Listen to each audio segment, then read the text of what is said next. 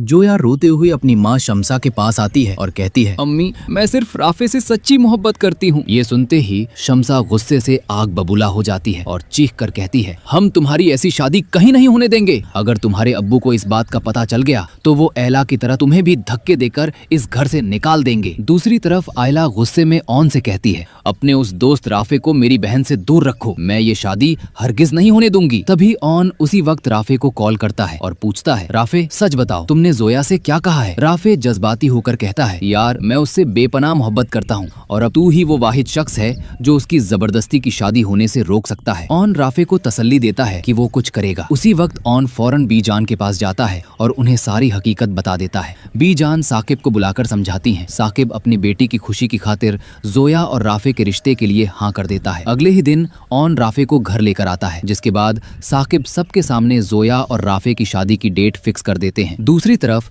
आरफा अपने बेटे शामी और रिमला की रुखसती कर देती है, लेकिन रिमला इस शादी से बिल्कुल खुश नहीं रहती और हर वक्त शामी का जीना हराम करके रखती है। इधर नफरत और गलतफहमियों के बाद आखिरकार आयला को भी ऑन से सच्ची मोहब्बत हो जाती है। फिर अचानक इन दोनों की एनिवर्सरी का दिन आता है। रात तक ऑन घर नहीं आता तो आयला उदास हो जाती है। वो समझती है कि ऑन को कुछ याद ही नहीं है, जिसके बाद वो मायूस होकर सो जाती है। तभी अचानक ऑन एक खूबसूरत गिफ्ट लेकर कमरे में दाखिल होता है। वो प्यार से आयला को उठाता है। आयला गिफ्ट देखकर खुशी से झूम उठती है। दोनों बहुत खुशी से केक काटते हैं और एक साथ सो जाते हैं। लेकिन अगले दिन कहानी में एक बड़ा ट्विस्ट आता है। सुबह ऑन आयला के लिए प्यार से नाश्ता लेकर आता है, लेकिन आयला अपनी आंखें ही नहीं खोलती। ये खौफनाक मंजर देखकर ऑन के होश उड़ जाते हैं। वो बुरी तरह घबरा जाता है। फौरन आयला को अपनी गोद में उठाता है और अस्पताल लेकर भागता है। इमरजेंसी में डॉक्टर उसका चेकअप करते हैं। कुछ ही देर में डॉक्टर बाहर आते हैं और मुस्कुराते हुए बताते हैं, घबराने की कोई बात नहीं है, मुबारक हो। आयला उम्मीद से है। ये खुशखबरी सुनते ही ऑन सजदे में गिर जाता है और बहुत ज्यादा खुश हो जाता है। जब ये खबर बीजान और साकिब को मिलती है तो वो भी खुशी से निहाल हो जाते हैं। शम्सा का भी दिल पिघल जाता है